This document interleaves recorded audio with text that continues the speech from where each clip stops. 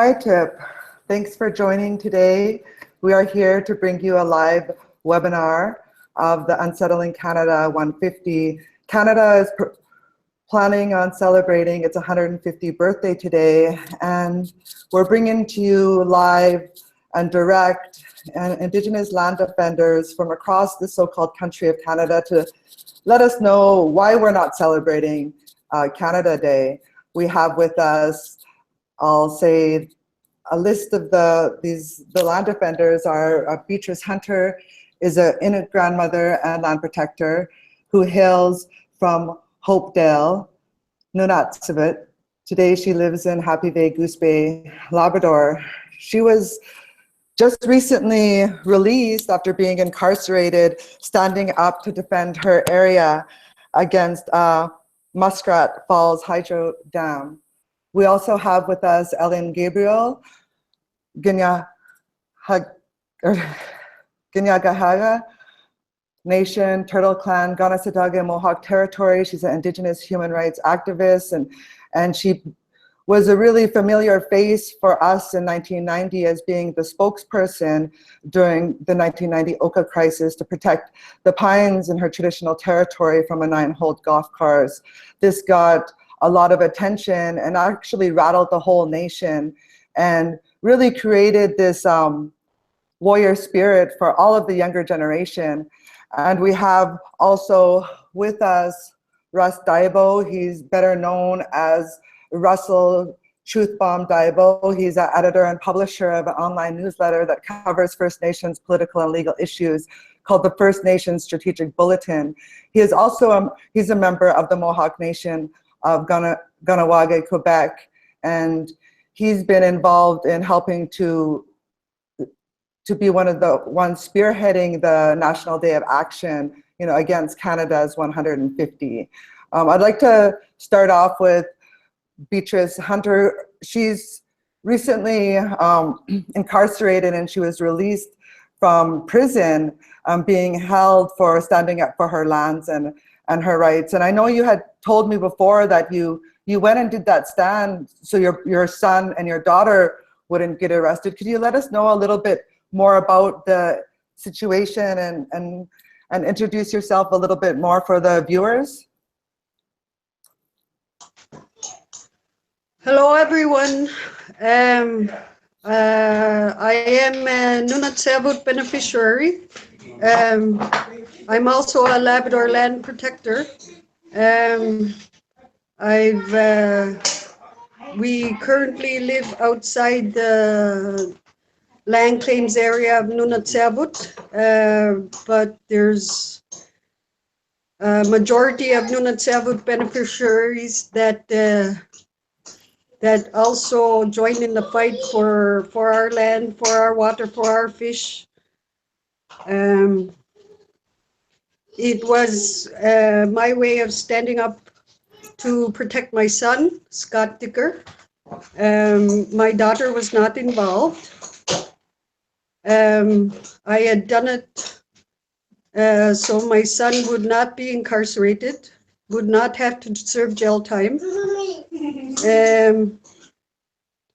And I was incarcerated for 11 days.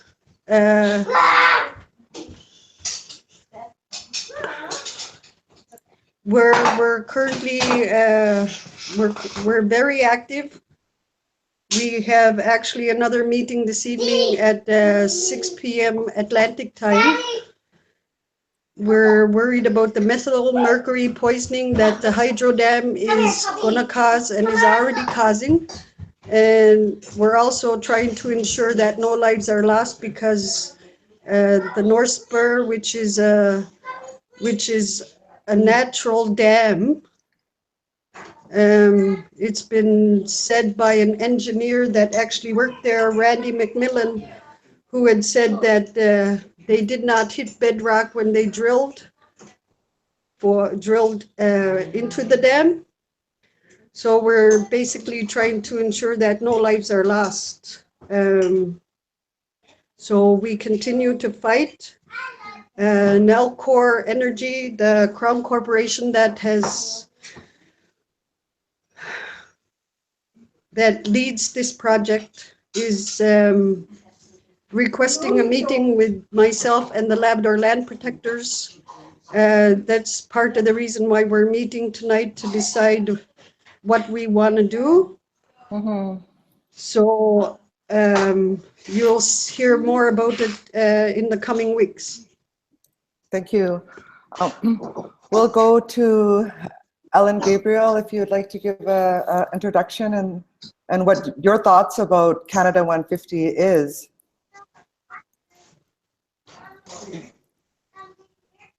Her mic isn't on. Yeah, your mic isn't on, Ellen. There we go. Yeah, thank you very much for letting me be part of this.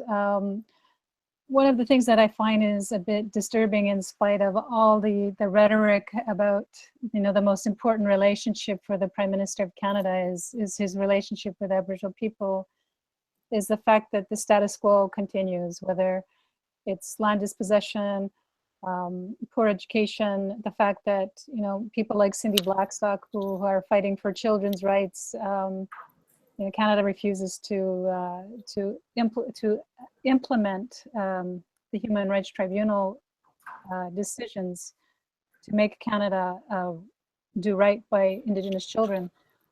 I find all of this is, the celebration is rhetoric. It's as Art was saying, I'm not going to celebrate Canada's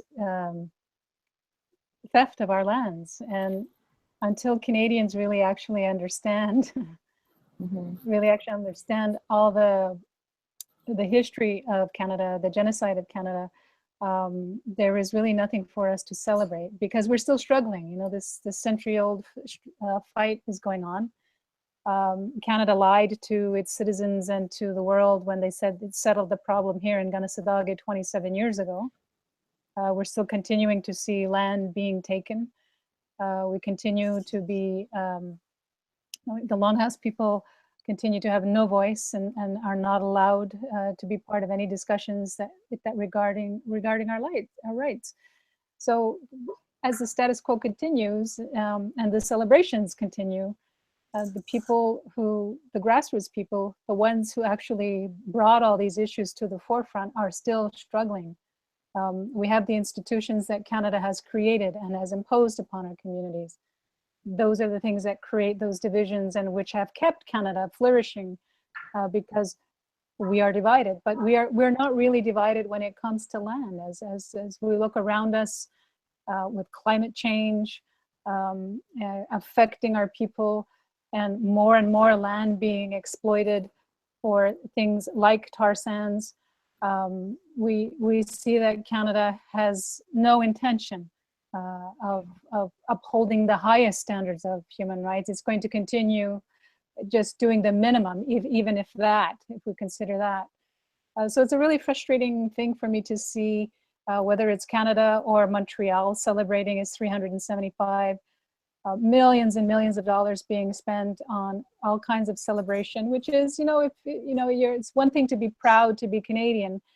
It's another thing to go ahead and ignore all the things that have made Canada prosperous, which is the genocide of Indigenous people, which is land dispossession, which is all about policies that have perpetuated colonial poverty.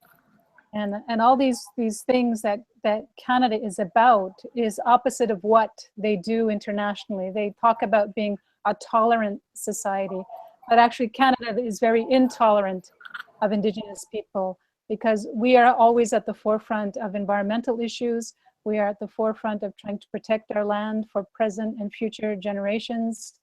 Canada always has a spin on how it protects, or it says it purports to protect Indigenous people's human rights when it's not the case.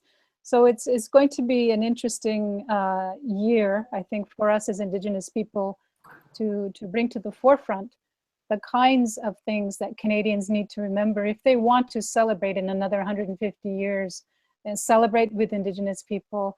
Then many things need to change, and I think, you know, we need to stop looking at the optics of what Canada says is decolonization, because we cannot wait any longer for that to happen. We need to begin as self-determining peoples to create our own methods of decolonization, which means getting rid of these tables that Canada uses to extinguish our Aboriginal titles to, which means Section 35, in a sense, to get rid of that, because we have our own customary laws. We have our own ways to protect our people.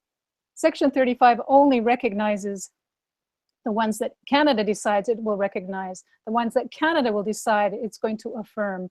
And so we as Indigenous people, we should create our own Ministry of Decolonization.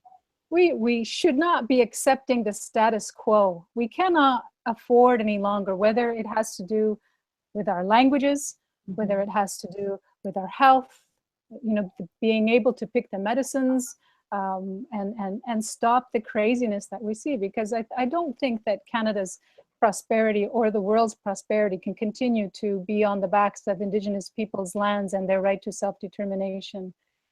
Canada does not have a human rights-based approach on anything. All these ministries like health or education, and indeed the National Energy Board, all operate in isolation, do not use Indigenous people's human rights or consider Indigenous people's human rights. It's all about policies that are created within ministries, and it's done arbitrarily. It's done in a way that does not include us. They have their token people that Canada can check off at the tick off the box, or people like TransCanada or Enbridge can tick off the box that they consulted Aboriginal people, even when it's only a phone call to the Band Council and someone says, no, we do not accept it. The sneakiness of Canada disgusts me. The sneakiness of how they are implementing what they consider human rights for Indigenous people. The Indian Act is there. That's what controls us. That's what continues to control us. And we, as self-determining peoples, need to stop it. We need to put the brakes on this big machine that has forever, you know, caused murdered and missing Indigenous women, has caused more children to be in the child welfare system than went to Indian residential school, has caused us to have more land dispossession than ever. And we are looking at a toxic kind of way that Canada is dealing with Indigenous people, in the sense that we are at the table, we're sitting at the table with government. Some of us are, at least the colonial accepted form of governance is, but we do not control the table. It is still up to Canada. And as long as that status quo remains, we are not going to go anywhere. We are struggling here in Ganessadage to stop development, expensive homes, not for Indigenous people, but for the settlers, to stop that. And we have a Band Council that refuses to stop it because they do not see that the reserve, or what the boundaries of Ganessadage is far beyond that is accepted by the colonizer. And what we need to do is to have that time to breathe, to be able to stop, for Canada put a moratorium on all development. And you will see that future generations will appreciate us stopping the madness that this dependency on oil. Even electric cars are not so environmentally friendly. To see that nuclear power might not burn into the atmosphere the way gasoline does, but its storage, and it is so toxic that it's killing our people. And we are not, you know, we need to continue the struggle. We need to say and be proud of who we are as Ohlone people, as Indigenous people, and to be proud of what we accomplished at the UN with the declaration, the UN Declaration on the Rights of Indigenous People. It's not perfect, but it belongs to us. And people need to stop calling it the UNDRIP. It is the UN Declaration, or the UN DRIP, because it is for Indigenous peoples. And Canada, you have to step up to the plate. You got to start putting your money where your mouth is and start respecting Indigenous people's rights. Because what you're doing today, that's just like the snake oil salesman that says he's got a product for you, and if you are willing to buy it, then it's yours. We are not willing to buy it, and we are not going to stand. We're not going to stand and celebrate Canada when there is really nothing to celebrate when we consider the poverty in our communities and the colonial governments still trying to take away our lands. Mm-hmm. Thank you. I hear you talking about the moratorium on all development, we're really feeling that as Indigenous people across the country, and we know how these policies and these things are affecting Indigenous people, how they are finding, like you said, that one token Indian to go with development. And I know Russ, as a policy analyst, he's the one that's the go-to that gives the truth and drops the truth about what the government is really trying to do. And we saw the other day all over social media that the AFN Pipeline Perry, as people were calling him, had signed a MOU, and I wanted to see what that was all about with Russell. But first, ask him to sort of talk about this big National Day of Action and what we are hoping and accomplishing with it, and why it was important for us to do that right now on Canada's 150. Thanks, Kanahus. Yeah, this Unsettling Canada 150 campaign really came about as a result of our networks, Defenders of the Land, and I don't know, more networks working closely with your father, Arthur Manuel. And Art did a lot of work, as many of you know, nationally and internationally. Nationally, he was a former chief and tribal chair and spokesperson for the Interior Alliance, and sat on national committees trying to change the comprehensive land claims policy that requires extinguishment of title. He devoted his whole life to trying to fight that policy.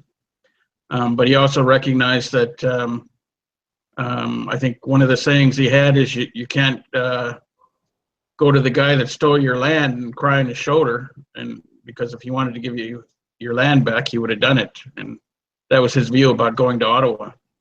So a lot of his effort and work went into the United Nations, and also talking to member states in Europe and that about Canada's treatment of Indigenous peoples.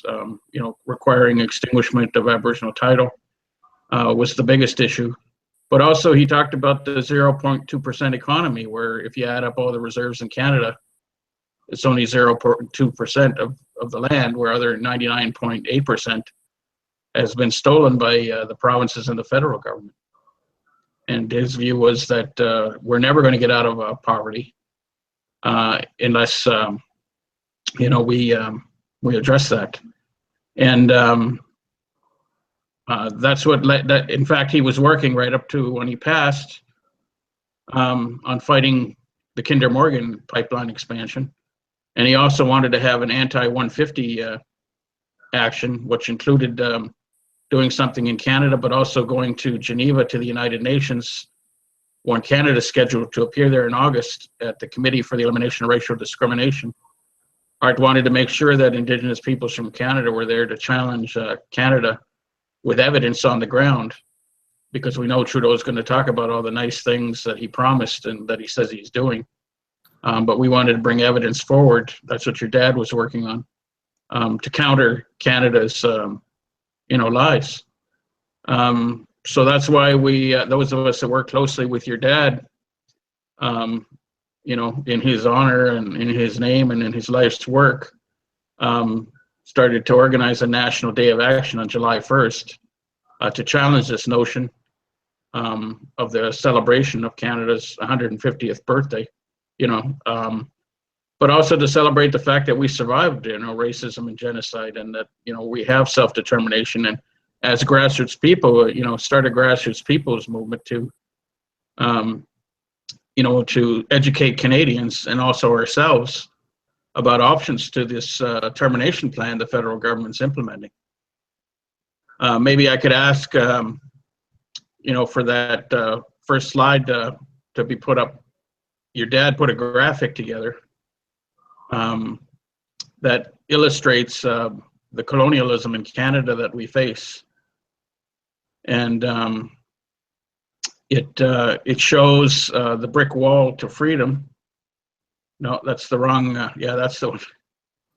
The brick wall to freedom, that shows when land defenders go out on the ground and, you know, try to defend their land, they wind up facing court injunctions like Beatrice did and get criminalized, like you yourself, Kanahus, and others, many others, through what happened in 1990 at Gunnesadage and, you know, Gustavson Lake, at Sun Peaks, all kinds of places across the country.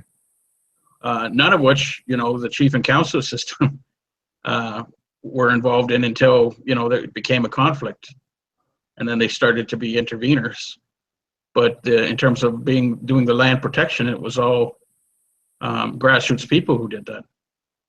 And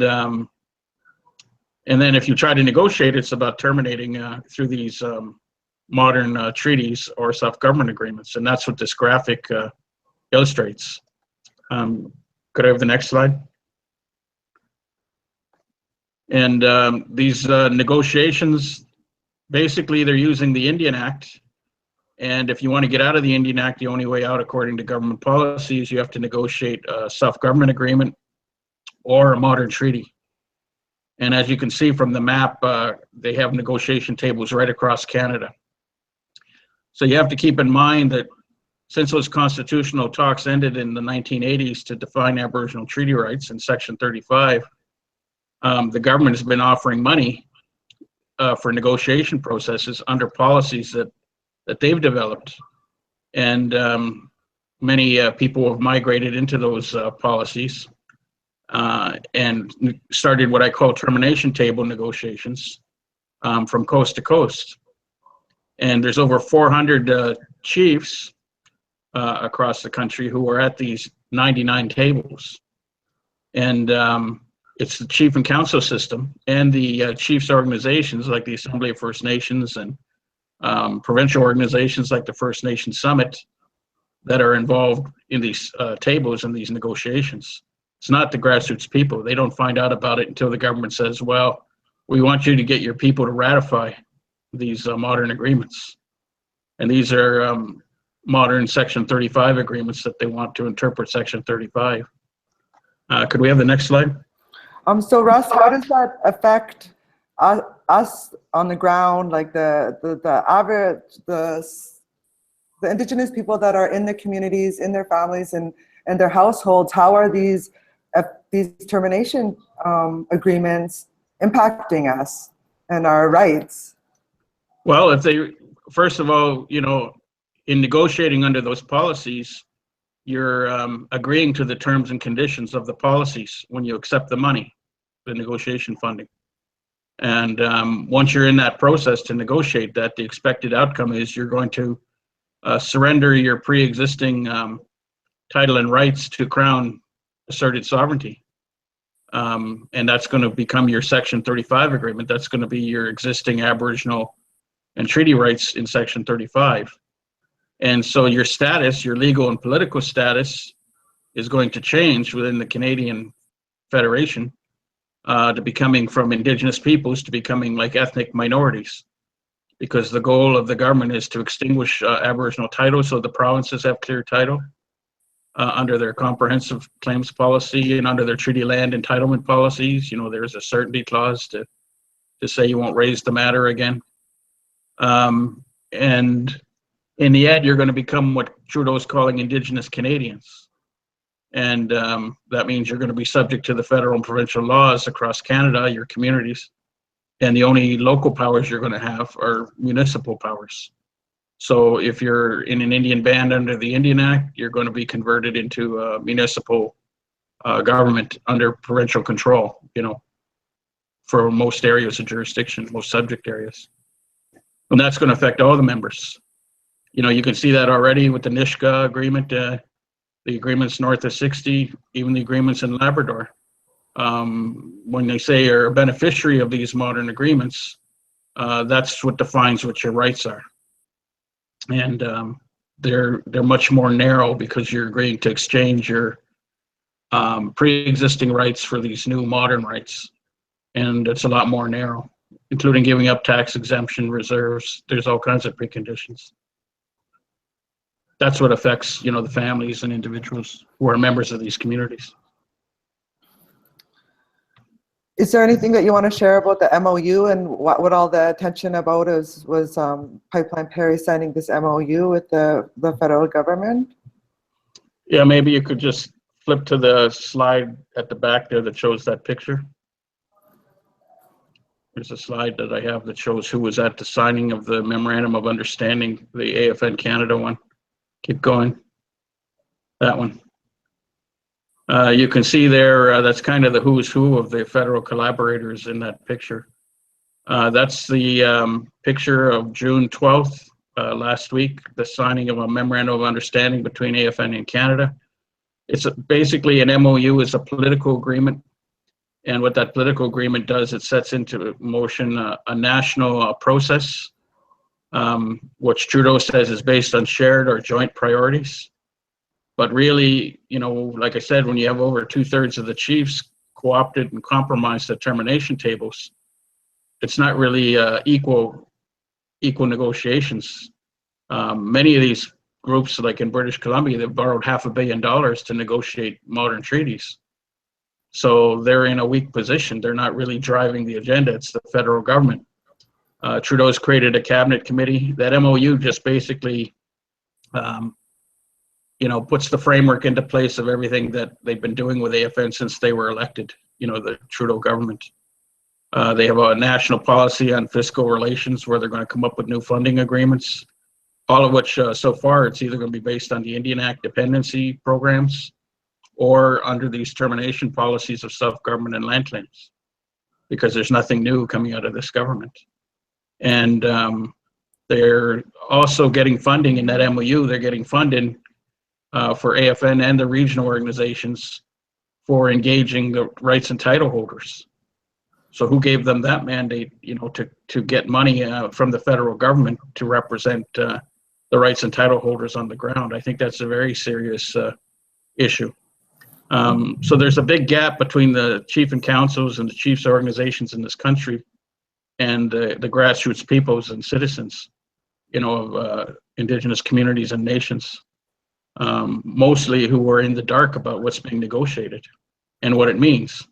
Because when they read that MOU, it sounds good. I think even Perry is trying to say, just 3 meetings a year, there's nothing sinister about it. But really, when he says they're going to recognize the UN declaration, they're defining the UN declaration through modern treaties and self-government agreements. That's how they're going to implement it. Jody Wilson-Raybou's already said that. Carolyn Bennett has said it. The Minister of Natural Resources, Jim Carr, has said it. And they're saying it's going to be through a national reconciliation framework. And that's what they're working on now with all these exploratory tables across the country. And there's 42 of them, I understand. And though those are non-binding tables, what they're going to do is take the results of those discussions and feed that into this interministerial committee that Jody Wilson-Raybould is heading up as Justice Minister. There's 6 ministers that sit on it. And they're going to review policy and law. They're saying they're going to decolonize policy and law. But really, I think it's going to be recolonizing us under, like I said, co-opting our terminology into termination agreements that will be sold to us as reconciliation agreements. And all you got to do is look at what's happening on the ground. Like I said, with Site C Dam, Lelu Island, the Kinder Morgan pipeline approval, he's ignored free prior informed consent. Ellen has mentioned Cindy Blackstock's work and trying to get them to respect the discrimination for the on-reserve First Nations children and child welfare and services. They've ignored those orders. They're trying to, limit the changes to the membership sections of the Indian Act, all of which is related to costs, keeping costs down. So really, it's about money for Ottawa. And they also want to oversee the elimination of our political and legal status, to remove the legal distinctions that we have as Indigenous peoples from the rest of Canadians. They want us to go into agreements, which, like I say, will make us Indigenous Canadians, turning us from Indigenous peoples into ethnic minorities. And internationally, that's the status we'll wind up having, is we'll become minorities, not peoples. Yeah, we hear this all across the so-called country of Canada, where Indigenous people are saying that they are not Canadian. We're Secwepemc, we're Tanaka, we're Okanagan, we're Mohawk, Mi'kmaq, all these different nations, and don't define ourselves as a Canadian. And I hear all of the issues that where people here on the panel are addressing. For those that are just tuning in, this is a webinar, Unsettling Canada 150. We're not celebrating Canada Day. We are celebrating our survival, and we're exposing and bringing these revolutionary educational ideas, tools, and thoughts from frontline Indigenous land defenders. I heard the words reconciliation. I know others, that's a big buzzword, and everyone has an opinion on that. Also hear about the children's rights and how so much of our children are being taken from us here in our nations. It's the same thing. We just drove by the Secwepemc Child and Family Services, and they had a fleet of vehicles, the biggest fleet on the Indian Reserve, and it's at the Secwepemc Child and Family Services. So we see firsthand all across the country some of the impacts. We're dealing with the same situations on all of these Indian reserves that we call concentration camps. And the scary thing is that when Indigenous people want to stand up and face off against this oppression and fight against this oppression for the betterment of our people, meaning protecting our lands and our waters, our children, our culture, and our language, a lot of times we are targeted for our organizing. We're targeted for the RCMP is targeting Indigenous land defenders and just people who speak up in general. And you see hearing words and getting word from across the country where people actually are starting to stand up against and fight against the pipeline, and then the child welfare system gets involved. So it's all connected. And I really want to bring this back to Beatrice because you were the last one really targeted by Canada and criminalized. And I think that a lot of people out there want to hear sort of your firsthand story about how that was, even going into a prison, a men's security, maximum security prison, men's prison, that is actually called, I believe, Her Majesty Penitentiary or something like that, which I thought was very strange and really a blunt blow to us Indigenous land defenders. Could you bring us to the day when they found you guilty for land defense and cuffed you and brought you to prison? Yeah, sure. The night before we had to appear before Judge Murphy, what I was going to do the day before. I had struggled with my God. We had argued about it, or maybe I argued about it. He just listened. Because I knew I was resistant to it, because I knew he wanted me to do it. Did a father figure the night before, and I told him, I said, what I do tomorrow, I do to protect my son. That's all I said. So the next day when we had to appear before the judge, I was nervous, I was scared, but I knew what I had to do. So when the judge called me up and he had asked me to answer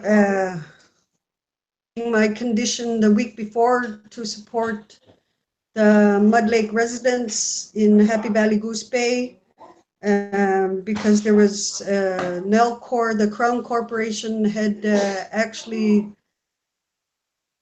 been admitted to being partly responsible for the flooding of this little town. So that was my way of saying, oh, I'm going to stand by my people. Our leaders had failed us so many times. Were desperate. They were desperate because they felt their leaders had abandoned them. And when the judge had asked me, would I breach that condition again? And I said no. He was very, very, he had no sympathy whatsoever because I tried to explain the reason why I had done it, and he wouldn't give me a chance to do it. He just wanted to, what it seemed like to me was just lock me up and throw away the key. And that day, he had given me a chance to speak to my son before I had finalized my decision. So me and my son go talk privately in one of the back rooms of the court, and my son had asked me to not do it. And I told him someone had to stand up against this Crown Corporation, against this big, humongous corporation that was doing things to my people that weren't right. And I had finally convinced him that I had to follow through with it. And he was upset, of course. We were both crying and hugging each other. And we had gone back into the courtroom. And there were a couple of other land protectors that had tried to speak to me too, but I had already made up my decision. And I'm a very stubborn woman. It runs in my family. So when the judge had finally said, okay, we're going to lock you up, Beatrice, I must admit, I did not know what I was heading into. I was scared. I was very fearful because it wasn't anything I had done before or anything. So when they had took me to the Goose Bay lockup, the first couple of nights, there were, the next day, one of the RCMP members had actually come in the next morning after the first night, and she was trying to actually make me give in. And I had gotten upset with her and went back to my prison cell. And there were a couple of colorful words, and I told her to shut the door. Also, my fellow Labrador land protectors were also protesting outside the RCMP station where I was locked up. And I guess they thought it was going to grow. I guess they thought the protest was going to grow because the next day they had sent me to St. John's. When the RCMP member came in and asked me, said, Beatrice, come on. I asked him, where am I going? And he had said, you're going to St. John's. I said, well, I can't kids and my family first before I go. No, you're in jail. And I said, that's cruel. And that's when he put the handcuffs on me. And as we were driving up to the airstrip pad, I looked at every tree, every street, every house, because I thought it was maybe going to be the last time I ever saw it. And when we got to the plane and they put me on the plane, and when the plane actually took off, that's when I really got scared. And I got upset and I started to cry. And the first thing I did was I made sure I looked at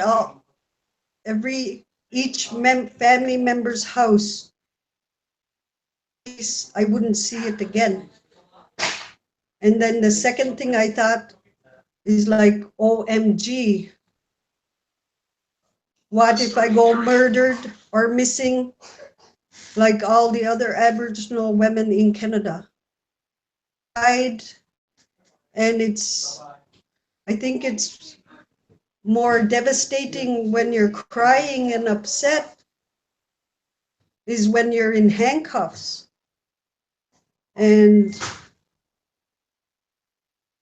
the first couple of days when I got to St. John's, I had been in the Supreme Court lockup, downtown St. John's. And when you first walk in, it's the dirtiest prison you've ever seen. And the first thing I thought is there's going to be a rat. A rat is going to crawl out somewhere. And the guard had put me in my cell, and she locked the door, or locked the cell door. And next door to me, the prisoners were allowed to have some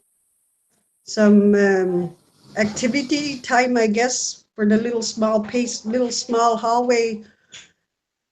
And they were allowed out while I had to stay in because we had to take turns. And when I got locked up, one of the other prisoners had actually come over and started staring at me while I was in lockup. And the first thing I thought is I knew exactly what the Eskimos felt like when they were brought over across the Atlantic Ocean to be viewed as basically zoo animals by the British colonists. And that's when I knew exactly what it felt like, and I broke down crying again. So those first couple of days, it was survival mode, and I had apologized to my family because I didn't call them right away. And I cried so many times. And when they came in the next day on a Thursday, I think it was, they said, Beatrice, come on. I said, where am I going? And they said, you're going to HMP. I didn't have a clue what HMP was. They told me it was Her Majesty's Penitentiary, and that's the first thing I thought is the Queen wants her greedy claws into Labrador. And when they had brought me in, I didn't have a clue what was going to happen next. They brought me through a couple of locked doors, and when they brought me in, they had strip searched me. And that was my first ever strip search. It was so degrading, so dehumanizing. It felt like rape. That's all I can think of. And I cried again after. There's so many times I cried because there were times I thought, am I going to get out? Am I going to go home? Let me go home. I want to see my family again. So it's definitely a memorable experience, but I knew I had to stand up to the judge because I knew it was a waiting game. It was who was going to give in first. And I knew deep down I would win if I stayed in court until he wanted me to. And I was so glad when Justin Brake from The Independent had called. I was so thankful.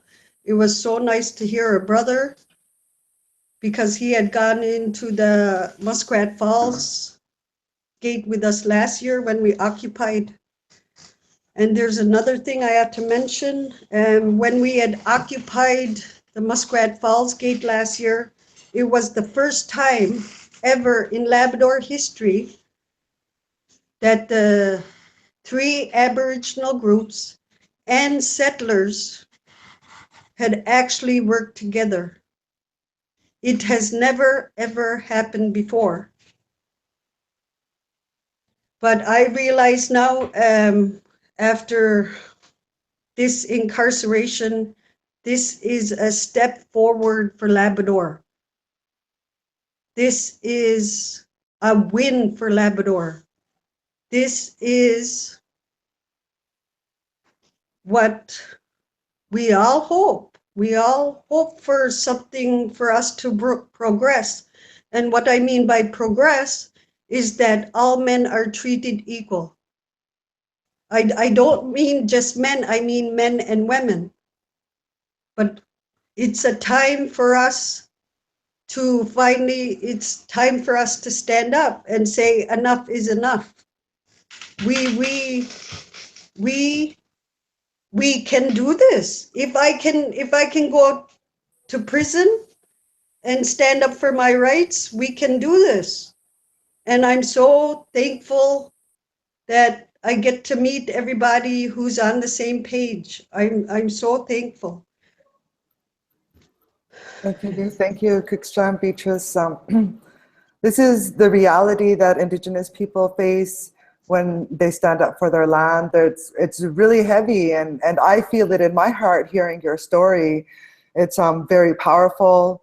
One of the things that I always say is that, like, this water that you're fighting to protect and we're fighting to protect, like all across from the east to the west, is what connects us. This water, and then the impacts, you know, that these destructive developments are having on our water also connects us, and that's how we're going to really create a big, strong force, is the connection in the way that the water connects us, and we have to connect that same way and just be able to join in and work with each other and doing this for our water. So I thank you for sharing your story. I know it's a really personal story, and Canadians need to understand that Indigenous people sacrifice a lot for our lands and for our water and everything that they benefit. They're benefiting from the years and hundreds of years and of Indigenous people standing up and defending our lands. Even to this day, there would be a far more bombardment of industry in our territories if Native people didn't stand up. Right now, we're dealing with pipelines and oil and gas and mining and water exploitation, extraction and theft, mass farming, all of these things that are impacting Indigenous people. And, you know, Ellen was 1990 was a big time for Indigenous people across this country. A lot of the young people that may be watching 1990, they possibly weren't born yet, but we saw images of this strong Indigenous woman, Ellen here, that brought this fierceness of the frontline woman, someone who is so able to articulate our rights and our ways and our beliefs. So every woman across this country or every Indigenous person would say, that's exactly how we feel.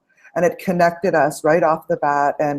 And so much people stood up, and Oka was a real wake-up call for everybody.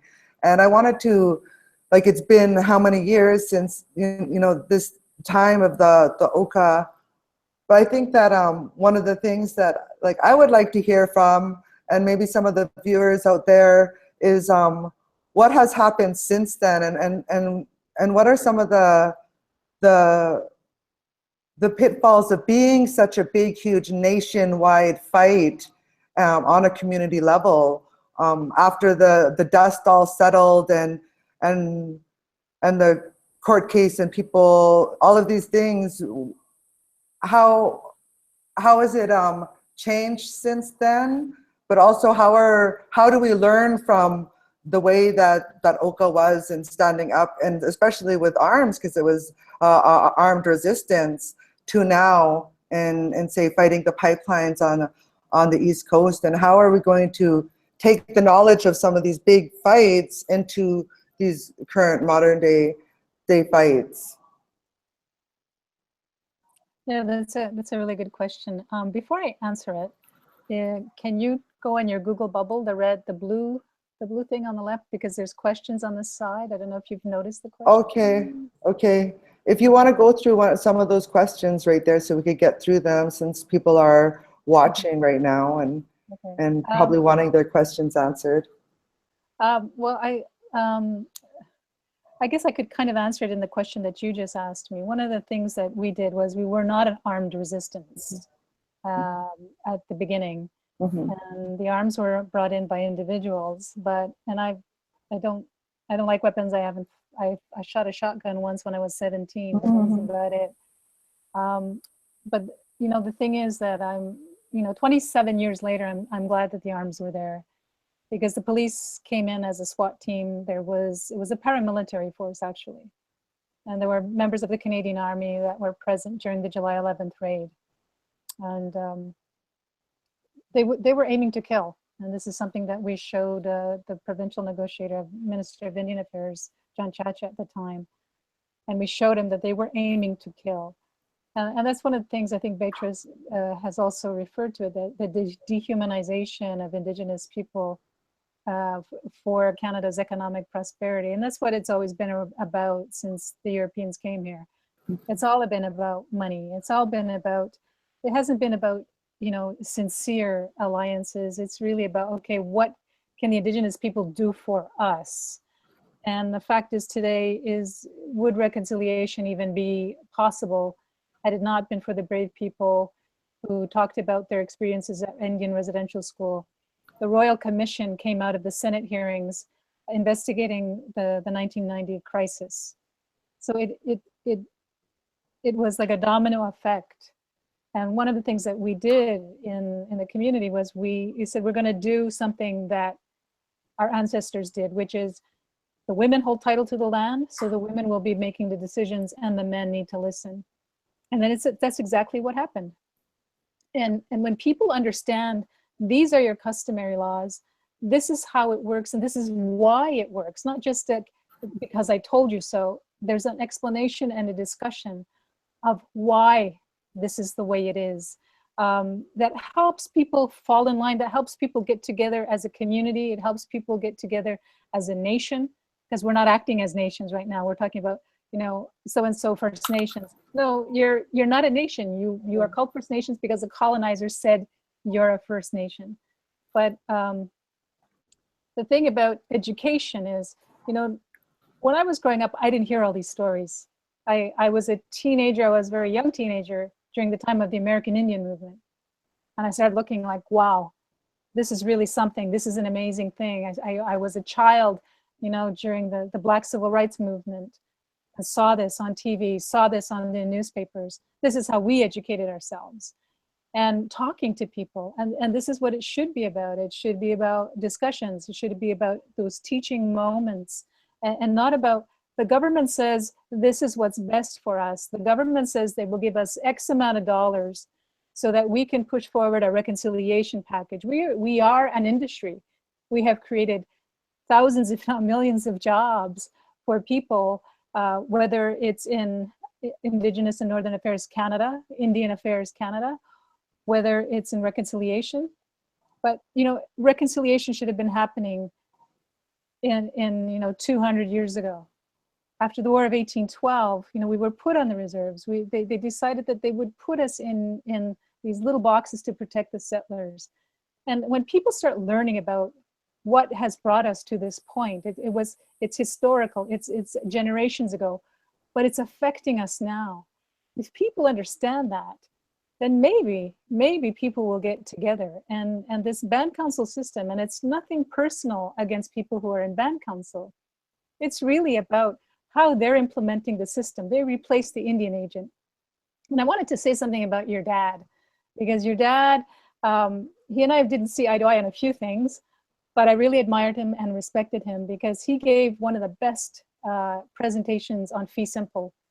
He really talked about the economy, which was designed to dispossess us, this economy that is it's, you know, there's a bigger picture. It's not just Canadians or the government of Canada. It's an international cartel of people who exploit not just Indigenous people, but people all over. We are all colonized. Not just Indigenous people, but Canadians are colonized into thinking a certain way, into thinking a way that Indigenous people should look like this. Indigenous people act like this. Indigenous peoples have these problems. Instead of, as you know, Russell was talking about, we have such a rich culture. We have some of the kindest people in the world. We have some of the most giving people. We have dances, we have songs, we have ceremonies that uplift, that, you know, that you were supposed to be lifting up each other. We're lifting up nature, we're lifting up the trees, we're lifting up the birds, all those things that bring us life. That's what we're supposed to be doing. But I see something, a question that about July 1st. Well, July 1st, you know, for us in Kanahus, we used to celebrate some, because people thought the Queen was somebody to be respected. My grandmother's generation thought the Queen was somebody that was to be respected. And, you know, that's not the case, because what we see is it's another level of bureaucracy. It's another level of you know, this smoke and mirrors. People talk about it, the First Nations or Indigenous people will be partners in, say, Indian status, matrimonial real property, or in land negotiations, or in free, prior, and informed consent. But we're not partners, and they're not collaborating with us. And we need to turn those tables, and we need to be out there protesting. You know, Idle No More was such a wonderful thing. In that winter, everybody woke up. But just like in 1990, everybody woke up. We still have to be awake. We still have to be able to push, because what they're doing is, you know, like that matrix. Here's the green pill or the red pill. You choose which one you want to be numbed by. And in reality, we should be out there doing those round dances. We should be out there saying that we are still idle no more. We should be out there saying to Canada, yes, we love you as human beings, but your state is based on genocide. How are you going to decolonize? How are you as Canadians going to change a system upon which is the foundations of racism, the foundations of a genocide is going on? And, you know, for us to decolonize as well, to have reconciliation amongst ourselves as well, what changed in the community was people became more scared. That's what colonialism does, right? It makes you afraid to speak out. It makes you afraid to go to put your foot forward, and like Beatrice did and others have done in the past, risk going to jail and risk being put at the hands of a brutal police force. The police have not been our friends in the past, and maybe one day it'll change, but right now they are not our friends. And what we'd like to see is healthy nations. You know, colonialism affected our languages, it affected our traditional governance, it affected our health, our education, but it affected our sexuality. And the homophobia that is in our community is really to the point where people are leaving the communities. We should be embracing everybody for their gifts. And colonialism taught us not to value people for their gifts. It taught us to say, you are different, or you are this, this, and that. You don't have enough blood quantum, so you don't belong here, or whatever. We need to start looking at the things that really matter, which is the environment. And we are experiencing tornadoes. We just had a tornado alert not too far from here. It won't hit here, but the climate we're living in, we need to be looking things holistically. So I don't know if that answered some of the people's questions, but that was a great question that you asked, Kanahus. Yeah, we have some other questions here. I'm gonna, maybe this one could be directed towards Russ, about what's the best. Sorry to interrupt. Oh. Sorry to interrupt, but I had to go to a Labrador Land Protector meeting because we're deciding about our meeting with the Crown Corporation Nalcor. So I'm sorry I have to leave you. Thank you for being here with us, Beatrice. Thank you.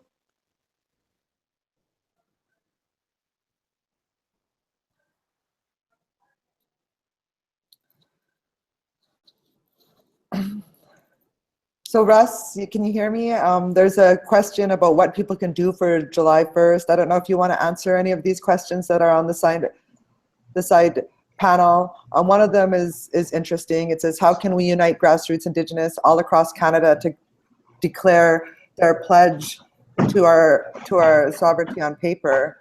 So do you want to spend a little bit just to say your thoughts on that?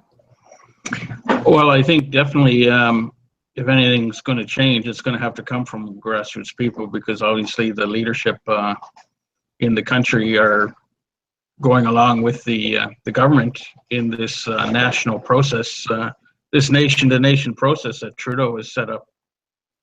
And if we want to see fundamental change, you know, we're going to have to start from the ground up. And I think that was one of the ideas behind the July 1st National Day of Action, was to get our own people educated about what's been going on with the history of this country, and, you know, the reserve system, and you know, the past system, and all the racist genocidal policies the government has put to us, but also finding our own way to self-determination, to make our own plans to challenge the system. Because like your dad was saying, we're not going to get ahead. Like, what's going to happen after the $11.8 billion that Trudeau, new money that they're putting into Indian Act dependency programs? Once that's spent, we're still going to be stuck with the Indian Act, those that are in it, and those that want out of it will have to go into a termination table or go to court. That's the other option. And going to court costs millions and millions of dollars because of the legal tests the court has laid out. And even international work costs a lot of money to go internationally, you know, to go to the United Nations and to go to different member states to show how Canada is treating us. So I think that the way it starts is we need to educate ourselves, work with allies and supporters, you know, Canadians who are willing to help us, and you know, do things in urban areas like this National Day of Action. Use that as an opportunity to network, do actions to show that we're not just going to accept this AFN MOU as something that's in our best interests, and that we need to do things in the cities and in the communities, because many of our people are living in urban areas too. So we need to get together in the communities in the urban areas, like I Don't Know More and Defenders of the Land networks have done, and keep doing outreach and getting more people involved. Because if we want to change the system, it's going to take a lot of work. And even, you know, for our traditional governments that still exist in that, AFN doesn't recognize them. The federal government doesn't recognize them. And they're working with the chief and council system under the Indian Act. And that's really what we have to work at changing. But we need to understand how the system works. We have to understand, you know, that there's this guy named Michael Warnick, who's the clerk of the Privy Council of Canada, that was Harper's deputy minister for 10 years. He's the guy that led the spying on all of us. He's now the top bureaucrat in Ottawa. And they have a secretariat within the Privy Council that was in the budget there that are supporting Jody Wilson-Raybaugh's committee there. And they have a federal steering committee of assistant deputy ministers across all the departments. So they have a structure in place to control and manage us. And if we want to get changes, we have to understand how that system works, because you know, the national organizations and the regional organizations are working with the federal government. You know, I mentioned the Assembly of First Nations. I mentioned the First Nations Summit. There's other examples of regional organizations, but they're working on this and working with the federal government and not with us. They're not representing our interests, I would argue. Mm-hmm. So for people that are just tuning in, this is a webinar where we're talking to Russ Diabo about the impacts that some of these decision makers, i.e. the chief and council system, all the way up to the regional and then the national representatives within the system. Actually, I shouldn't say representatives, but these as I heard it called before, the government-made organizations, GMOs. So my sister was saying that the chief and council system, and it was explaining to somebody that their boss is the Minister of Indian Affairs, or that's where they're getting their funding, is they're getting a paycheck from the federal government. I don't think a lot of people out there in the country of Canada, understand some of the dynamics that play out and how Canada is involved in actually manufacturing leaders and manufacturing consent.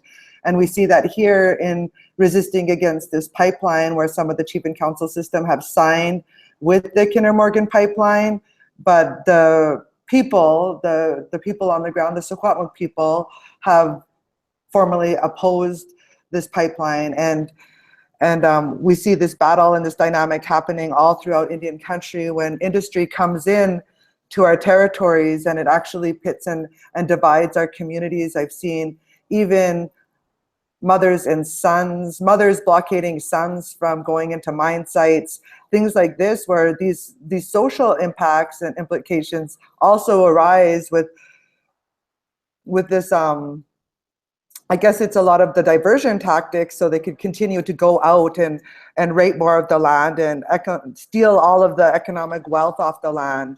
And that's what we're seeing across this country of Canada. I want to ask, I know there's people that have asked questions here, so I just wanted to see if someone else could answer one of the, Eleanor Russell, if you can see the side panel. There's one that says, what can Indigenous communities do to get the word out that colonization continues in 2017?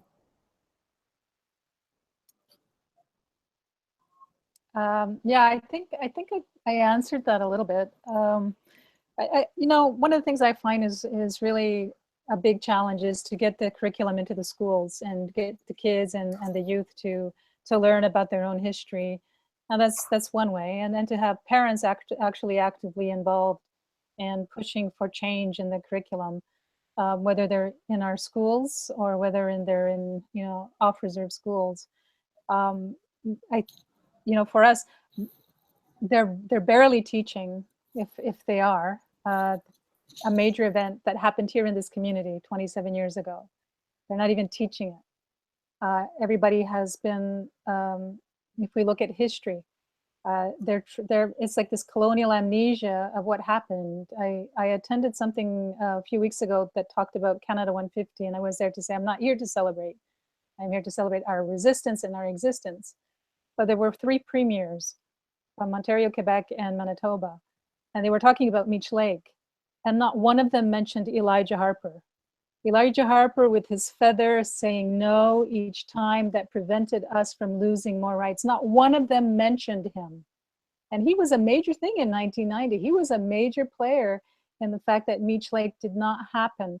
Because what happens is, with the provinces, you have this ping pong ball that the Indigenous people are between the federal government and Indigenous peoples and Quebec. And especially here in Quebec, because they don't want them to separate, we are forced into more constraints. And so this whole notion that Canada will tell us what is best and they're going to continue to rewrite the history, their propaganda, is something that's another level of struggle that we are forced to go under, because much of our history is not being told, and it shouldn't just be up to us. I find that's one of the biggest challenges. And those Indigenous academics out there, and academics who are interested in telling the truth, you got to help us do that, because the activists, we're busy doing all kinds of stuff. We're busy trying to just kind of push back and sort of stop the dams from bursting. We as Indigenous people need to pull up our socks as well and say, and talk about this system, which is so coercive. And in Idle No More, they were talking about the funding that goes to our community, and Harper enforcing, I think it was the Education Act, or it could have been, I can't remember what it was, but this is what the government does. is you either accept the funding and you're going to implement it this way, or you don't receive the funding. And that's part of the problem that we have with Canada. It's a bureaucracy that is controlling our rights, and they're not just sort of economic rights, they're human rights. It's a bureaucracy that is controlling it. And the Prime Minister of Canada, I don't know if he's aware, but on so many levels, there is so much work to be done. And we have so many people who are gifted in academia, in art, in politics, in social sciences, in education. Those are the people. We need to be rebuilding our nations, but rebuilding it from an Indigenous perspective. And we can use, what we say is traditional today is what we're living today. So the traditions we're doing today, and get back that food sovereignty that's been taken away from us.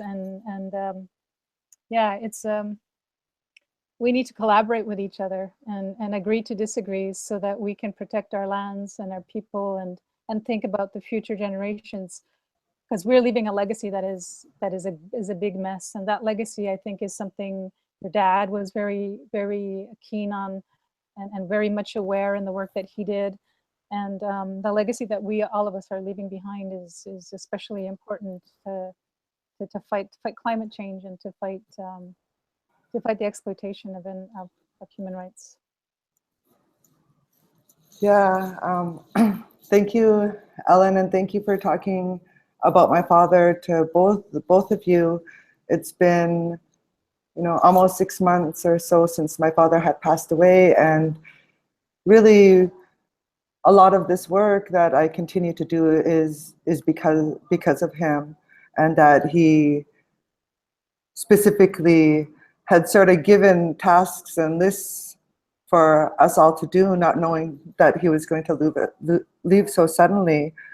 I know that there was a lot of work that my grandfather George had also done, and he at the time was facing off with Trudeau. And I want to see if Russ could sort of talk about, Justin Trudeau's family history and how that was a big fight back in the day.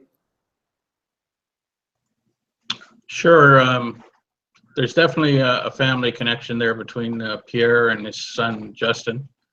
In fact, the Liberals, you have to go to the Liberal Party, and it is, a lot of nepotism that goes on. Trudeau had in his mind, he was fighting against, as Ellen was saying, this Quebec nationalism, the separatists.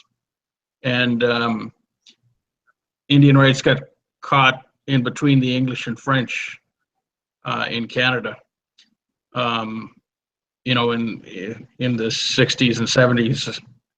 That's why Trudeau was saying, you can't have one part of society, Pierre Trudeau saying you can't have one part of society making a treaty with another part of society.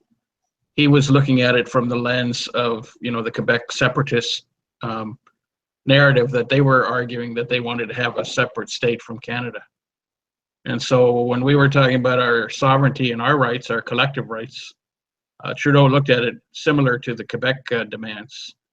And in fact, he was saying that, our demands for Aboriginal treaty rights was the problem, and the Indian Act was the problem, which is why in 1969 he proposed the solution is equality. We need to get rid of the Indian Act and get rid of any reference to Indians in the Constitution, and then you can just be Canadians. That's why you're poor, and there's a big gap socially and economically. And so that was his answer, was to remove the legal distinctions, to be equal. And that's what led to the modern movement, where your grandfather was one of the first leaders of the National Indian Brotherhood. But he was a visionary guy, and he also knew that it was an international fight. And he wrote that book, The Fourth World, which talks about the rights of Indigenous nations within states. And he also created the World Council of Indigenous Peoples, to do the international work, to create an international organization, to go after the United Nations and member states, to talk about Indigenous peoples around the world have to have their rights recognized by state governments, these nation states. And the term First Nations, actually, it was a term that came from from First Nations. And it was during the constitutional talks in the 80s, because they kept talking about the two founding nations, the English and French. So that term First Nations started to be thrown around within the National Indian Brotherhood to say, wait a minute, we're the First Nations before the French and the English. And so that's where that term came from. And yes, it is a loose term. I think we need to talk about terminology because words are important. First Nations, when it was used, in a lot of ways, it was meant to be the nations. But now it's used to be like interchangeable with bands and nations. And that's where the confusion comes in, because when we're talking about Indian Act bands, we're not talking about nations. Even the Royal Commission on Aboriginal Peoples recognized there were 50 to 60 Indigenous nations in Canada. And all of the 630 some bands are all part of one or another of those nations. That's something we need to understand, that we need to organize ourselves, not along the lines of the national and regional organizations that were created, because the National Indian Brotherhood and all these regional organizations are created to fight the white paper. And at one point, the government was funding them to be advocacy bodies, and they were giving them core funding, and they had a degree of independence. But over the years, what the government started to do, and I would say after the constitutional talks ended, they did this, is they started saying to the Assembly of First Nations and the First Nations Summit, even Union of BC Indian Chiefs, Federation of Saskatchewan Indian Nations, or Sovereign Indian Nations as they call themselves now, all these organizations who get funded by the federal government have to get project funding.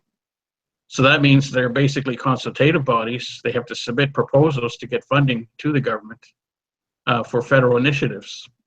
So when Harper was in, he was cutting back funds, right? He wasn't consulting. So there was really no need for national and regional organizations to do much. But when Trudeau came in, he started pouring the money into the organizations for these so-called consultation processes. And that's what he's been doing, and feeding all these consultation processes now into a national process that he's shaped with Perry Bellegarde and the AFN executive. Because Perry can't do anything under the AFN charter without the regional chiefs, the vice chiefs. And in fact, I understand that the majority of the vice chiefs on June 1st had an executive meeting and voted for the MOU for Perry to sign it.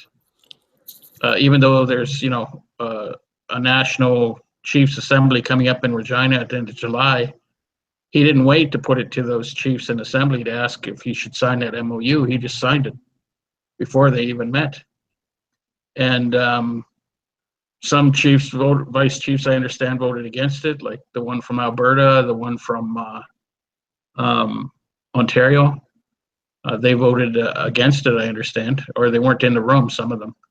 But in any case, the majority of them apparently voted for it, and Perry signed it with the Prime Minister on June 12th. But people really need to look at the background, like I say, to those agreements. The words sound really nice. They talk about decolonization. They talk about reconciliation. They talk about nation to nation. But the problem is a lot of our people have their own interpretation of what they mean. They think it's good. What they don't understand is that the federal government has their own interpretation of those terms, and they're manipulating them to basically socially engineer us through the money where they want us to go. And where they want us to go is where they've always wanted us to go, is to become Canadian citizens. That's what they're after. And unfortunately, most of our leaders are dependent on the federal funding, the transfer payments, including the negotiation funds. So they stay at those termination tables as long as they can. Some have been there 20 years. The BC treaty extinguishment process has been there for over 20 years now. They're still borrowing money and still negotiating, but not really going anywhere. So, this is the structure we have to change. And, our traditional decision-making system, as Ellen was saying, it involved the people. The people would tell the leaders, what they wanted them to go and say, the message to the crown governments. Now the Crown governments are telling our chief and councils, go manage the discontent of your people. That's what they're paid for at the band, from the band office level right up to the AFN. It's a structural system. It's not going to change unless we change the structure. And it's going to take people that do that. And your earlier question about how do we get people connected in that, I think we have to use the technology like we're doing here with webinars, social media, but we have to also meet face to face, and we should be organizing, like I don't know more was doing before, teach-ins about what actually is going on, what the Trudeau government is doing, and why we should be careful. Because Ellen mentioned sneaky. She said that was the word she used. The federal government is sneaky. I would say yes. They're doing this by stealth because everything they're doing is behind closed doors. They set up a cabinet committee. That's a secret committee. Only the AFN executive will go in and meet with the prime minister and his ministers. This committee to review policy and law, the so-called decolonized policy and law, with 6 ministers, headed up by Jody Wilson-Raybould. That's a secret backroom process. We won't see what the outcome of that is until they start bringing out new policies and legislation using their majority government. And they only have, about another year in power. And then the Conservatives are trying to take them out.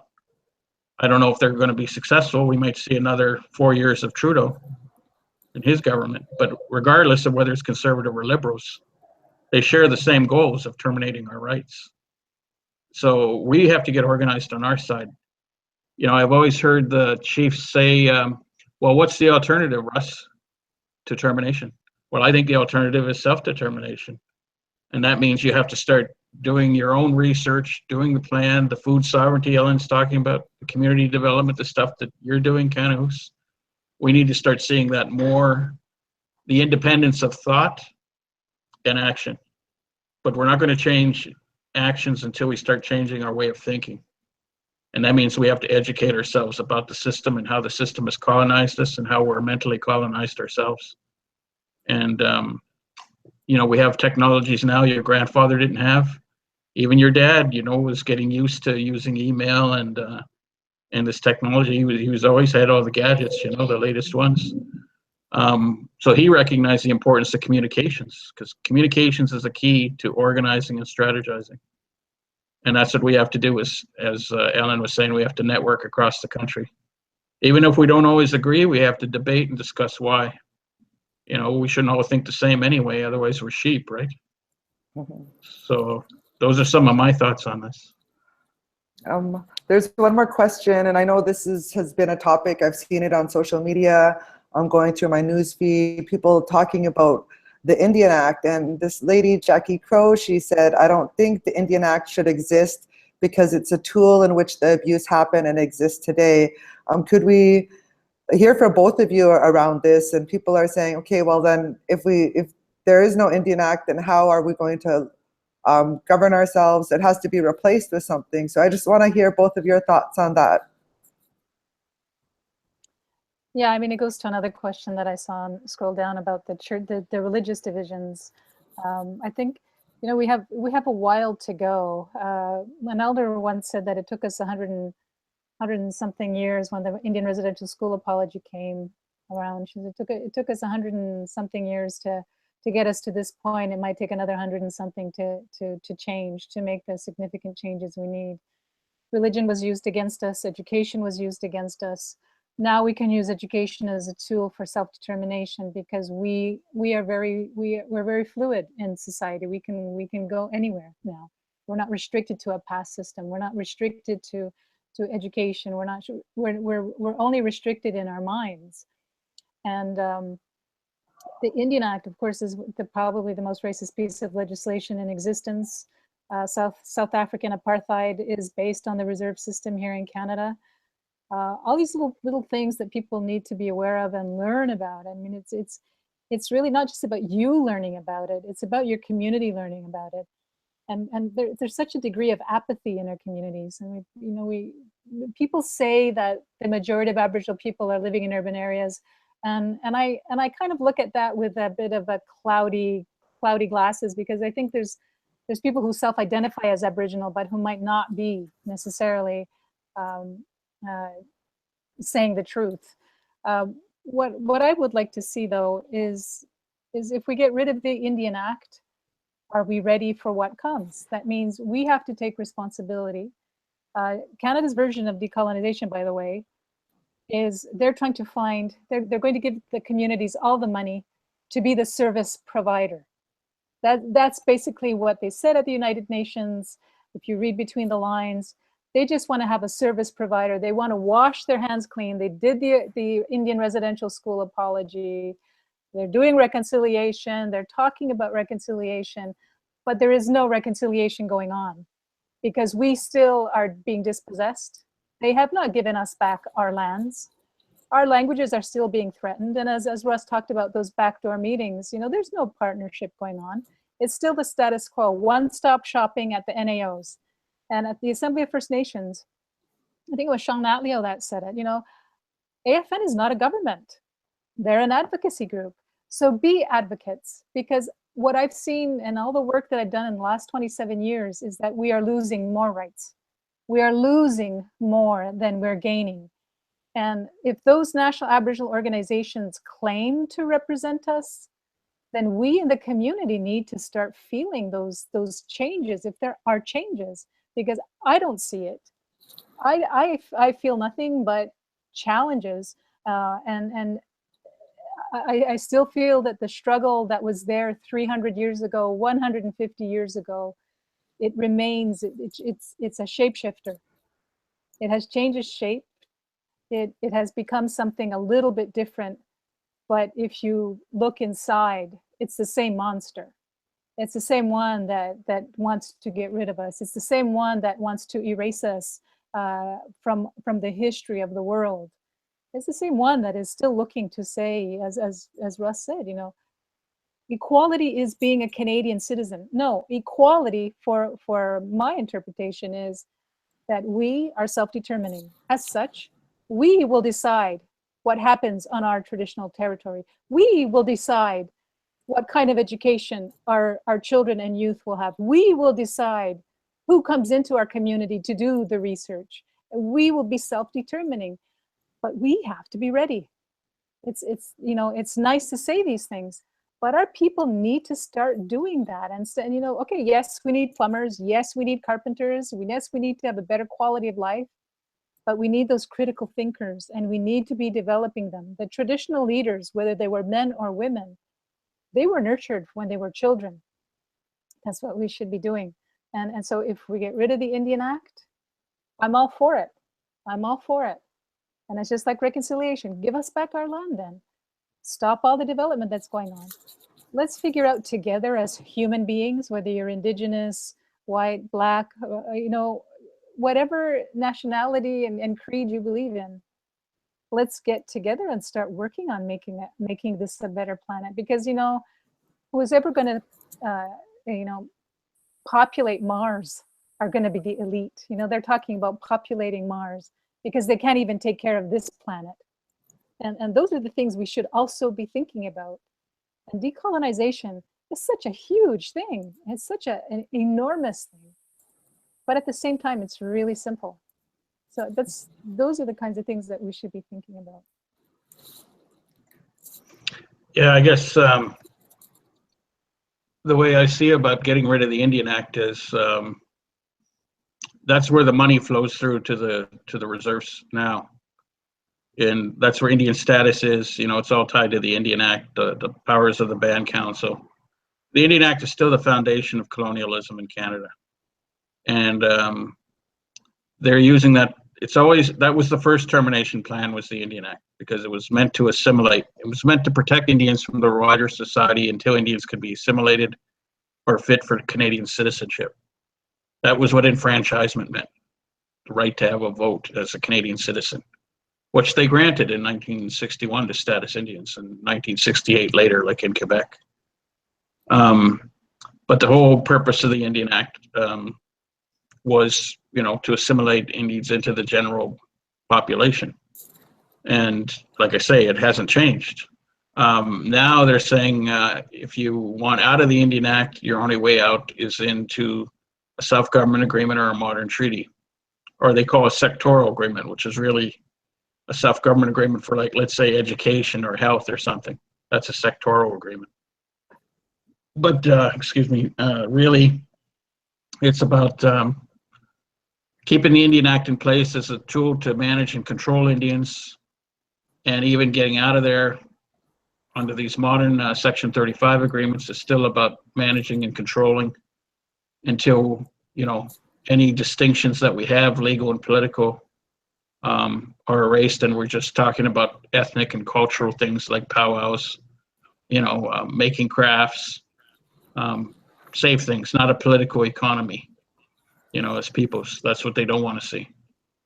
And you can see that it's not just the Indian Act, but they passed the Fiscal Institutions Act. You know, they call them indigenous institutions. Carolyn Bennett told the UN Permanent Forum last year, when they said they recognized the UN Declaration, that they already have, you know, modern treaties and self-government agreements and national indigenous institutions handling fiscal and land matters. So they're talking about the Financial Institutions Act, which is the Financial Management Board, you know, the body that's managing loan funds, the First Nations Tax Commission, which Manny Jules heads up, you know, who is a governor and council appointment. He gets 6 figures paid by the federal government to head up that commission, which Canada, Ottawa set that up. So they're trying to say those are indigenous institutions, but they've set up these national institutions to assimilate us into their system. So it's not just the Indian Act. There's been related legislation. There's a commercial and industrial act that applies on reserves. The only thing they haven't passed yet that Harper was trying to pass was that private ownership initiative, which was to get lands on reserves as fee simple residential lands, which Manny Jules was promoting. And I saw that they were just out at a BC First Nations meeting on fiscal relations. Manny was there, Harold Calla, all these guys from these national federal institutions who are there to try and convince us to go into those institutions. We really need to see what kind of restructuring we want to see from the ground up. Because if we don't do that, it's going to be the band offices still going along, the staff, the chief of council, the lawyers, the advisors, everybody that's paid to follow along either the Indian Act system or the self-government or modern treaty approaches. It's the money that's driving, our dependency on the money is driving where we're going. So it's the federal government, it's Ottawa that's deciding that, not us. And our leaders are going that way because their salaries and their office budgets and travel and everything's all paid by those policies and those processes. But they're all designed to lead us not to where we want to go. It's not self-determination, it's self-termination. And I think that there's going to be some communities that are going to go that way, and other communities that have the knowledge and skills and wisdom and history and culture and language that will survive. But unfortunately, I would say that we're seeing such an erosion of our identity through everything that's happened to us that some communities are just going to give up and just go into the system. And that's, I think, a reality. That's what I've observed over the last few decades. So not everybody's going to be the same. It's going to be different. Even within the same nation, different communities are going to go in different directions. And a lot of it's going to be based on the economy that they follow and the jobs that they follow. And the real problem is it's the constitutional framework of Canada. In 1867, when that first constitution passed, they gave all of our lands to the provinces, our lands, territories, and resources. Trudeau has never said that word, lands, territories, and resources. He's talking programs. He hasn't said that he's going to help us go after the provinces to get our lands, territories, and resources returned, at least a portion of it, you know, to expand our land base to be economically viable. He isn't saying that. He says we're going to recognize the UN Declaration and the Truth and Reconciliation Commission calls to action. And everybody thinks that's what he means. But I've heard him say, well, the federal government only has jurisdiction in certain areas. The provinces have jurisdiction in other areas regarding lands. But, he could be funding Indigenous groups to take the provinces on to court or whatever. But he's not. He's got policies that are helping the provinces take us out. He's continuing those policies that have been there for a long time. He's just trying to modify them to make it seem like he's there to be our friend. But he still wants us to sign on our leadership to sign on a piece of paper in the end and have the people say, yes, go ahead and sign. But we don't have consensus. I mean, that's the bottom line. We don't have consensus across the country.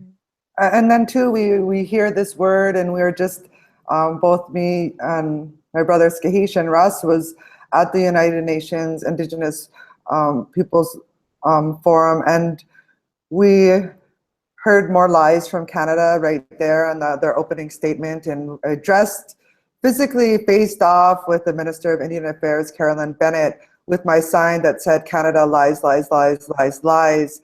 And we continue to hear these lies throughout history. None of the treaties across this whole country has not been honored. Here in so-called British Columbia, in our territory, Secwepemc-Uluk, we have never signed a treaty.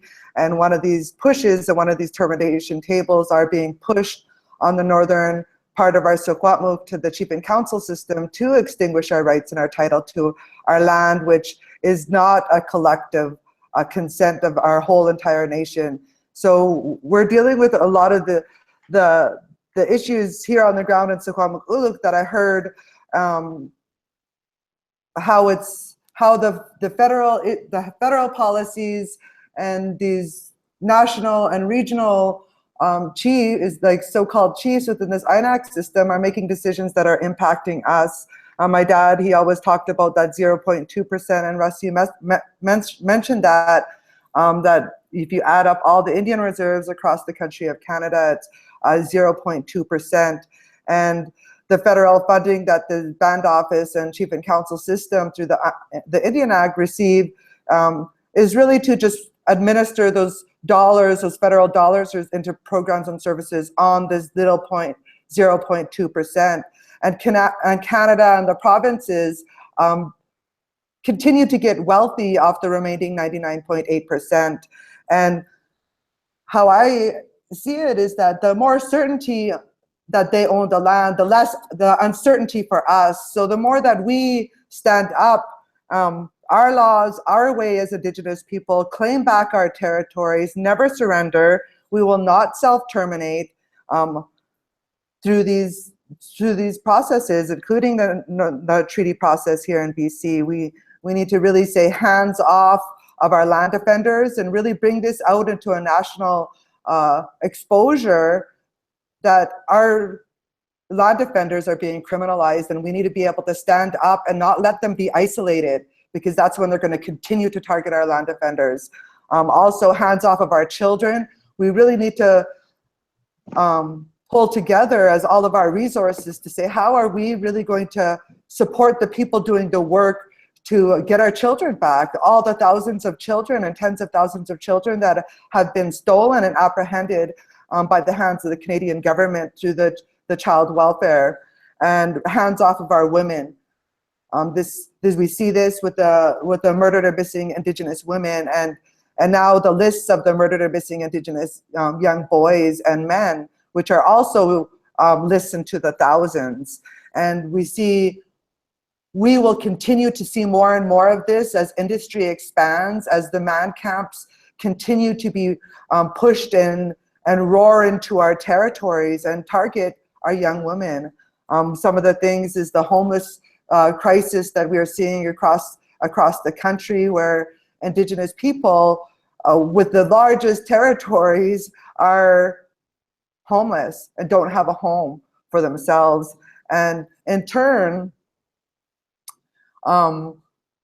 these jobs that are being offered by industry, and this is really very serious, in that a lot of our young people and our young men in the community and our young women are turning to these jobs just to get the basic needs met, their food, their shelter, and their clothing, and to look after their children, and then taking these jobs. But we don't want those jobs as young people. We want to be able to have, like I heard the word creative, and really look critically on like how and what type of economic sustainability do we support as Indigenous people? Is it alternative energy? Is it small scale organic farming? Is it hemp and clothing? What is it that Indigenous people can support and be able to have some type of economic sustainability? And that's one of the questions that said, what's a good financial alternative? And it's going to take everybody together. One of the things is, as young people, and to encourage all of the young people across this so-called country of Canada, which is our majority right now in our Indigenous population, is that we need to take courage like our ancestors did. We need to take that courage. We need to be able to speak up and speak our minds. We need to be able to rise up and really push the decolonization and be able to begin to speak our languages, know our ways, learn and organize the people in our communities that can teach us this, and promoting what the Zapatistas have that taught us, each one teach one. We all have a skill that's going to teach each other, and we're going to be that much smarter and that much of a super brain on how we're going to organize as Indigenous people. As a Secwepemc mother, like I speak for my children as a Secwepemc mother, but also for our salmon and for our deer and for our berries and for all of the sacred gifts that Creator have given us that cannot speak for themselves. And that was our duty as Indigenous people, is to be able to protect our lands. And right now, really declaring as Indigenous people that we do have these rights. And we heard, and we've been hearing this about the United Nations Declaration on the Rights of Indigenous People. And this is power that, and you could read through all of the items or the points on the declaration, and you'll see how it fits in with every one of us, and we could all relate to all of this. So it's something that people could educate themselves on. We're going to come to some closing comments from the guests, but we'll be posting some of the stuff about the National Day of Action here on the links for people who are going to be viewing after this live feed. So all of this information about the National Day of Action, but also for the Canada Reads, really promoting Canadians and people across this country of Canada to pick up my father's book, Arthur Manuel's book, Unsettling Canada, a national wake-up call, and educate ourselves. And he really speaks in a way that the grassroots person could understand. He's written it, so it's very easy to digest and really look at, and to really create some discussion amongst everybody in Canada. And there needs to be a true reconciliation. That word has been the buzzword. And what does that mean? And a lot of young people say reconcile this, and they want to go out onto the territory and just take back our land. And I've heard it straight across the country. People are ready to get out there. We have many front lines. We have the pipelines. We have Site C Dam. All across the country of Canada is being impacted by these pipelines right now, and that's something that's connecting us. So I'd like to continue to work together with as much people as possible. And I don't know more on Defenders of the Land Network. Join, like their Facebook. This is how we can stay connected and involved. So we have around 15 minutes left. I'd like to hear some closing remarks from both of our Indigenous land defenders. Ellen. All right. Well, first of all, I want to thank the organizers of this webinar to put this together, because it's badly needed. The kind of discussions and the topics that we've touched upon, we're just touching the surface of the kinds of things that we really need to do in our communities. But one of the things that I think is really important for us to, in decolonization, is the equal participation of Indigenous women in decision-making processes. Right now, if you look at the chief's table, it's mostly men. And it's not to take anything away from them. It's really just to think about colonization targeted the role and authority and power of Indigenous women. That's why they created the Indian status. That's why they created reserves and etc. So for us as Indigenous people, we need to start thinking about how are we going to have a really democratic society that is sustainable. And we're talking about sustainable energy, not the kind of energy that continues to pollute, like some of these so-called green energies. But and to look at our food sovereignty, to start really getting out there and getting our people involved in the way they used to. And our people used to have work in a community. They didn't work in cliques or in factions. And we need to get back those kinds of values that value human life, that talk about human rights, and use the UN Declaration as a framework of reconciliation amongst each other, with Canadians, along with our customary laws. And you can't, if you look at each article, you can see what needs to be done for that particular area. But what you need to do is look at the declaration as a whole.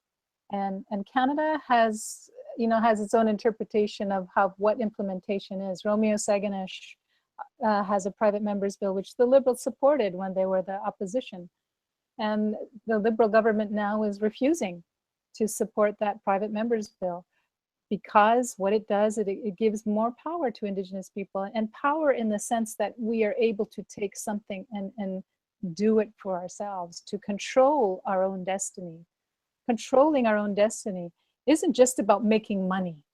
That 1867 trust fund that was created for our communities, for our health, for our education, not from taxpayers' dollars, but from our trust fund, is what we need to help us decolonize ourselves, help us to understand our history, help us to understand how to get out of this train, this runaway train that has been so destructive to our people, has caused, over 3,000 Indigenous children not to return from home when they went to Indian residential school, has caused our languages to be most threatened in the world. And UNESCO has said Indigenous languages are most threatened in Canada. Well, Friday, the Assembly First Nations and some of the other NOs met with Minister Joly, and they're going to talk about legislation for our languages. Well, we need the help now. The communities is where our languages are spoken. There have been mostly women working, often for nothing, to revitalize our languages. And this is where some of the keys to that traditional knowledge is unlocked. Well, support the communities. Don't support another national Aboriginal organization taking funding away from the badly needed resources to uplift our languages to the point of where they should be today. So we're all speaking our languages, and that's one of the pillars, the foundation of our identity. And the land, that the language is related to the land. It's about that relationship, and everything is about relationships. And as long as we continue to follow this consumerism capitalistic model, we are going to doom ourselves and future generations. So we need to start thinking outside the box. We need to start thinking about how are we going to use our languages and our customs and our ceremonies to help our people survive climate change. Mm-hmm. How are we going to help those little ones that are helpless but are inheriting the legacy that we have today? It's through our languages and our customs, those songs, and bringing the energy back to those things that we have talked and danced for and sung for. Those are the things. And if we have, if we have anything that is going to sustain us, it's got to be that desire to survive, that desire to understand that Indigenous knowledge is Indigenous science, and that science is what has kept us going all these years, all for our resilience. And that Canada does not have the answers. Canada does not have the answers. We do, and we need to look at ourselves. put aside the religious differences, put aside what political party you aspire to, look at human rights, look at your ways, and maybe we can come together and find some solutions, because if we continue down this path and we're going to become exterminated because people sat on their hands when it came to their rights, then we have no one to blame but ourselves. And I'm really encouraged and inspired by the youth, the leadership that the youth have taken in continuing this struggle in such a way, using multimedia, using their voices that our ancestors didn't have that opportunity. They tried, and it's not their fault. They did try. They were outgunned, they were outnumbered. And I want to say, we are not a minority in the sense of we have a right to self-determination. And as such, Canada needs to practice free, prior and informed consent when it comes to development on our land, when it comes to our languages, when it comes to our health and everything else. We have a lot to be proud of as Indigenous people. Just look at the country that has their foundations of their prosperity. Just look what we have given to the world. And I really want to thank Idle No More. You people are amazing to do this, and I want to pay homage to your dad, because I think he did, your example of his legacy, and I think that we had a lot to learn from him. So, and I thank Russell for explaining a lot of the things that most people, it's a long and tiresome thing to do research like that. So thank you, Russell, for your knowledge, and to Beatrice as well to tell us her story. So it's been a great honor. Thank you. Russell. Yeah, I agree with everything that Ellen said. The role of the women is very important. As you know, Kanahus, I'm married to a pretty strong woman myself.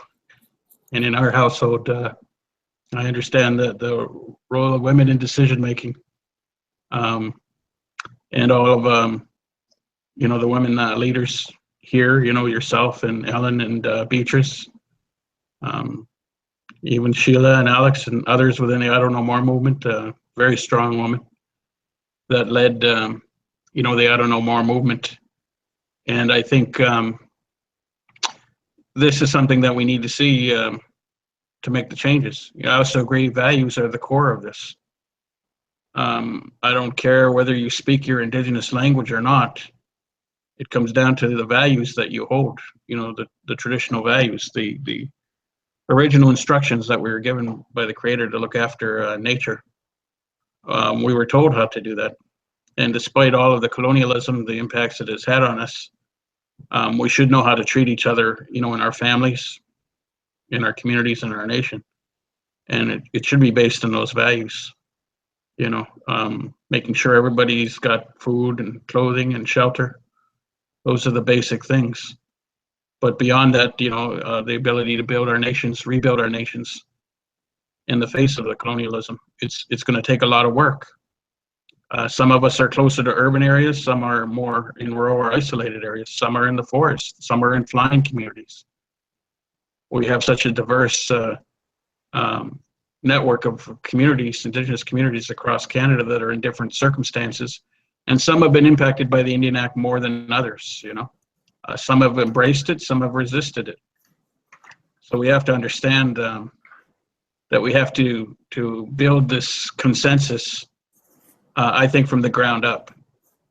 Like I said, some I think are going to survive and some won't. And it's going to depend on the choices we make as individuals, as families, as communities, and within our nations. The collective choices that we make.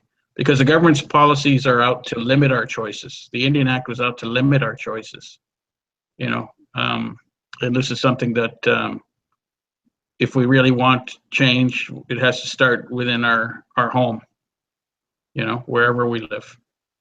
And our connections to our families and friends, relatives in our communities and nations, and our allies and supporters, That's the one thing I've always said, that if we want to change Canada, we're going to need Canadians to help us, because, you know, even if you take a broad, generous interpretation of who are Indigenous peoples, you're talking maybe 1 million people, you know, out of 31 million in Canada. So we're going to need help from Canadians who are progressive and open and sensitive to the need to change this country. And I always believe that it's going to take change from outside of the system, not within. You know, I was involved inside the system. You know, I was involved in the Liberal Party for a few years. I helped develop policy, advised what became a Liberal government that ignored the promises. I worked for AFN, you know, 3 times. So I'm very familiar with how that system works. But like your father, both of us came to realize that change won't come from within, because the money drives that system. And the money comes from Ottawa, and it comes from the hierarchy in Ottawa. And they use that to control and manage us. And so really, if we want to change things, like I always say, the hope is in the people. They're the ones that have to learn and take action, especially the younger people coming up. Because I'm 61 years old. You know, I gave my efforts, but now I'm not going to be the main frontline one. You know, it's going to be another generation like you and the ones coming up behind you that are going to have to take action. But you have to know your history and know your culture and know how this system works. Those are key things before you take action, because you don't want to take action and, you know, wind up being incarcerated for nothing. You know, you want it to mean something. Hopefully you won't be incarcerated, but, you know, people do. We know they criminalize. But when we get out, we should be able to build a movement that's stronger. Like I always say, I always look at Stephen Biko and the Black Consciousness movement. He's an inspiration to me. I think we need an Indigenous consciousness movement to know what we're up against. You know, Canada is a settler state, and we need to know how it works. And if we want to change it, we have to learn it. Yawa, Crookston. Thank you, Russell, Truth Bomb, for always bringing the truth out to the people and to the world. And thanks, Ellen, for your strong words. You've always been a role model for myself as a young girl, seeing you standing up strong during the Oka standoff that woke me up and woke the nation up. And thanks for Beatrice. She had to leave early because she had important meetings regarding the defense of their territory. And also thank I Don't Know More and Defenders of the Land for doing all this background work and the tech work to make this webinar happen. And also like to thank everybody out there, all of our ancestors and all of the frontliners, the land defenders and the water protectors that have stood up around the world to defend our water, that is all connected, to defend our land, our rights, and our titles, and our way of life. And we're asking everybody to get out onto the streets, onto your territories on July 1st, on this National Day of Action, Unsettling Canada 150. To find some more information, you can go to the website unsettling150.ca to see how you could get involved. There's places in Victoria and different areas, Vancouver, Toronto, even there's a little place here in called Scotch Creek just down the road that's going to be organizing something. So there's people all around across this country of Canada that's going to be organizing something on July 1st. See if you could get involved in there, or organize your another action or a group discussion like this that we had today on these issues, and just put some of that energy and love also aside for our water. And we stand behind that power of the water.